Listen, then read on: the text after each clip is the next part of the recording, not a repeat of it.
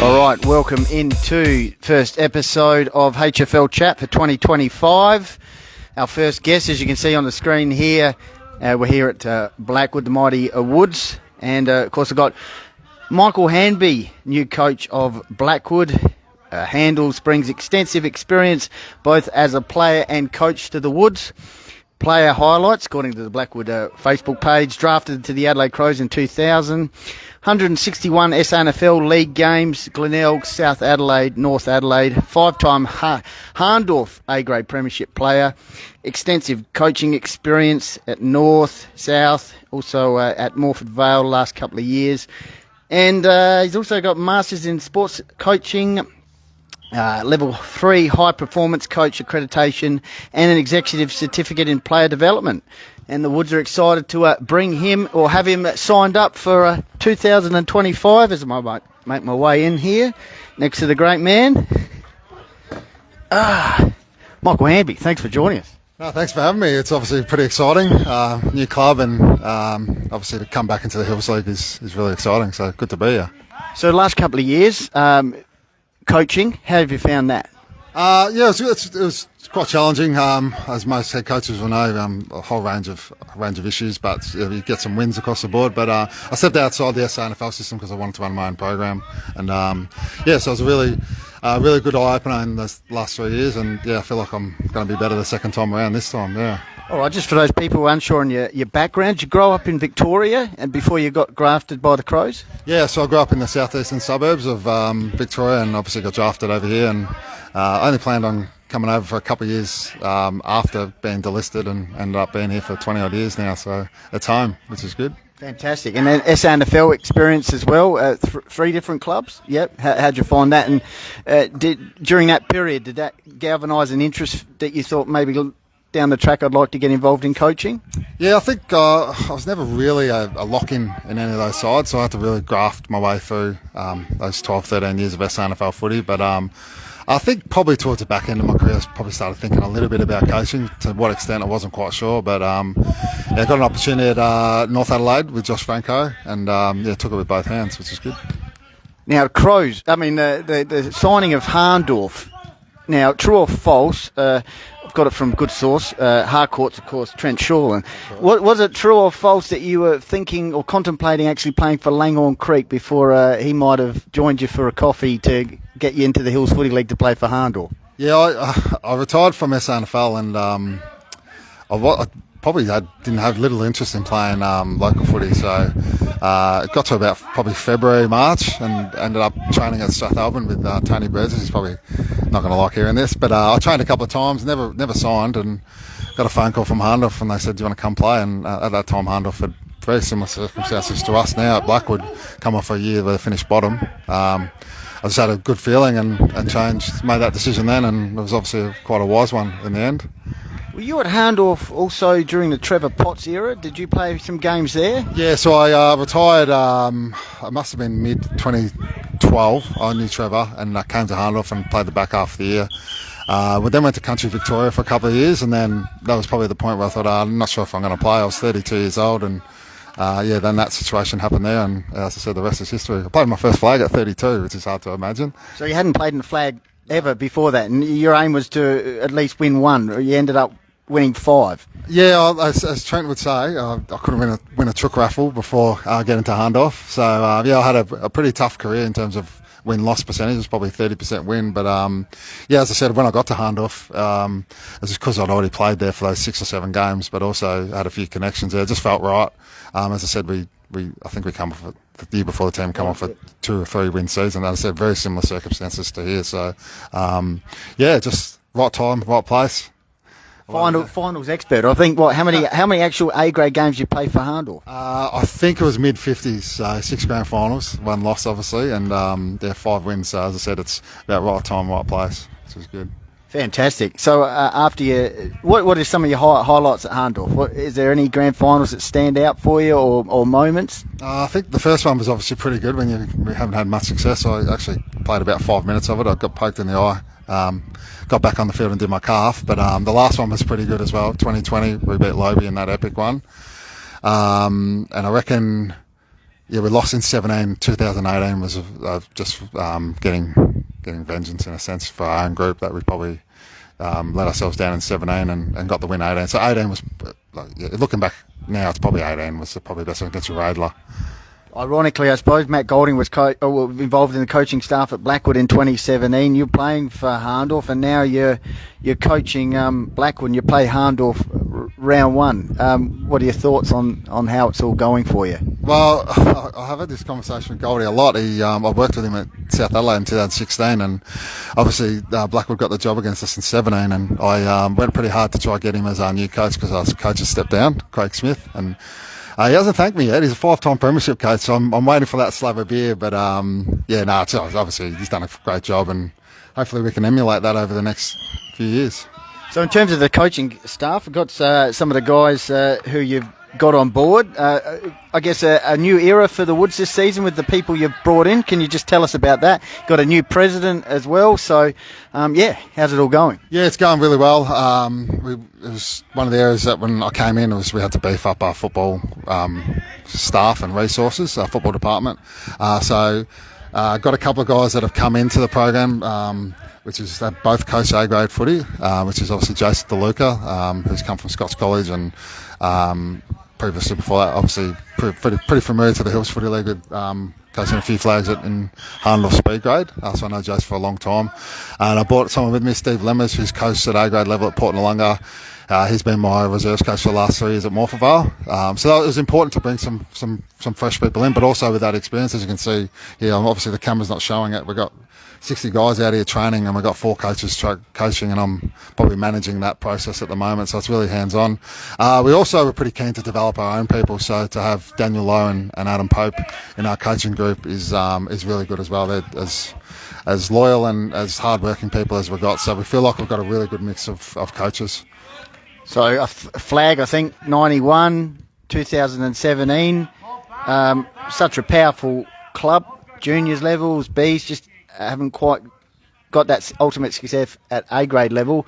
What are you hoping for this season? Look, we haven't put a ceiling on what we're going to do. It was more really around our process and getting the right people in the right jobs. We've spent a lot on our infrastructure and facility, and also in our football department and football resources. Like I came here and we didn't quite have that right, so we've invested in getting 60 new footballs. We got, obviously with the vision requirements, we get vision of every game now. So there's a whole range of stuff here, and it's been really good. And that's been a big help. We've got the guys, Dave Richardson, our previous president, was really good in that process, and so was Rowan Clark, our football director. But we've got some new blood in now, and Jake Radford, who's taken that football director's job on. He's super keen. He works really hard. He's probably the hardest working person, apart from our new president, Wally Wender. So there's a lot of people working hard and working hard to make sure the club gets back to greatness in terms of our A-grade. What have you noticed since being here at Blackwood? The boys have got an appetite to learn, definitely. So they've been screaming for that. But look, we're changing pretty much everything we do, from the way we train to the way we prepare our game plan, the way we educate players, our transition from that really talented group of under-18s into our senior group, leadership, the whole lot. It's been a real transformation. So really exciting. I haven't had a coached at a team or a club with so much talent on its list, so we feel like we've got a lot of talent within our list to develop. So, and we're going to be able to regenerate that over the next few years as well, because we've got some talent in our juniors. When you're under 18s playing the last 6 grand finals and you're sitting second bottom on the ladder, it's probably time for change. So we're trying to change that process and speed it up, so we can transform that junior success into senior success, and with some longevity as well. Some guys are coming back to the club this year in A's, and also some recruits. Can you just tell us a little bit about that, and also what's your aspirations for some of those senior colts stepping up? Because over the last few years they've started to become impact players at A-grade level. Yep. So we got we deliberately I came into the job and there was 20 names on the board and who were Blackwood 0-pointers and players that were playing at other clubs. So we thought it's our aim over the next few years to get the majority of them back. And one of them was obviously Ryan Williams, who's at Kenilworth, who's captain there for the last 3 years. He's been exceptional. He'll play wing half back. Todd Lewis as well from Kenilworth has been really strong in the ruck, so he'll be a great addition to us. We brought in another captain, Aidan Baker from Morphettvale, who's off a best and first win. He's a utility. Brought a couple other boys in from Morphettvale, a couple of the more promising key position players in South Australia country footy in terms of Corey Mills Richardson and Dylan Miller, which is really pleasing, and might be another one or two yet to come, so we won't say too much. But so we're doing really well in that sense. As I said, it's really exciting with our graduating under 18s. Fraser Morley's a mid-high forward who's a really talented kid, and we've done a fair bit of matching, and he's going really well. Jackson Scholes, key forward. We feel like he's going to be a long-term player for us. Harry Lemke's a small defender. Alfie Homersham, who's a captain of the under 18s, has been going really well. We've really been able to get 8 to come up, which has been really good, and they're all really talented. But yeah, we feel like we'll be in good stead. Like come round one from 2024 to 2025, our A grade side will be 10 to 12 players different. Which is quite significant. So it's going to be some transition in that, learning game plan and our investment in juniors. But we feel like long term, it's going to be a really good place to play footy here. And in terms of the Hills Footy League, you know what to expect being involved previously, but it seems as though it'll be a pretty even competition all around. What are your thoughts? Yeah, I was texting my great mate Sammy Williams today from Hahndorf, and he's asking me a lot about the other teams, and I said I'll probably focus more on what we can do better, because there was a bit we could do better. Then we'll shift our focus to the Oppo. But I've had a reasonable look, and still got mates in the competition that I played with, so I've got a reasonable understanding. But we're really more focused on how we can, our game plan and our method with the ball, and how we defend as a team, and stop instruction, all those sorts of things. But we'll have some investment in seeing what the Hills is like, but I'll probably focus more on what we're trying to do. And what style would you like the guys to play? How do you like to go about it? And where does that come from, I suppose? Yeah. It's always an interesting question. Look, I think, as I said, people always say a defensive coach or an offensive coach. The great teams that I've played in and the great teams that I've seen and watched are really connected defensively. So I think it's an area that we'll work on really hard. We're only, from a stats point of view, we're probably 5 goals off Uradla last year, so it's not really that big of a bridge to get to 5th. Obviously, we expect those top 5 sides to improve, and the ones that were above us as well that didn't make the 5. But when you put in that aspect, it's not a huge amount. So we're probably looking to improve 3 to 4 goals offensively and the same defensively, really, and it gives ourselves a chance week in, week out against any opposition. And just a couple of final ones. Hahndorf, round 1, looking forward to the challenge? Yeah, I've had the Hills haven't really looked after us. We were the bottom ranked team, and they've given us Hahndorf and Nan away in the first 2 rounds, which is I found surprising for the bottom ranked team to do that. And then they've given us Mount Lofty and Mount Barker, so they've gone 1, 2, 3, 4 rankings versus the bottom ranked team. So not too thrilled about that situation. But look, the players don't care. They're pretty keen. So they don't care what our upper is. As I said, we're just really, those really good teams, we just want to be in the game longer. I think over time, we will hit our straps. I'm hoping it's round 1. It might be round 6. It might be 2026. But we're very, very confident that we will come good and we'll be around the money for a while. And we had a chat during the week. If I said that you'd be coaching in the Hills, would Blackwood say, after you won that 5th premiership for Hahndorf, what would you say? Oh, you could have paid me $1 million. Of all the teams out of the Hills, when I first came up here and interviewed for the job, I said, I can't believe I'm sitting here. The Hahndorf boys do get stuck into me when they see me in a blue or a green training singlet. They said I'll look dirty in it, but look, it was. I came up here and just to see how much growth there could be in the club, and from a football sense, and how much support there is, and how keen everyone is to get involved. It was a no-brainer. I couldn't say no to the opportunity. So, really happy so far. I understand we're going to have a lot of ups and downs, but we're certainly on the right track as a footy club, which is great. Thank you, Michael. I'll just see if there's any comments. Thank you. No, we're going well. We've still got a bit of got a couple more minutes. Yeah, sure. No worries. We'll continue on. Yep.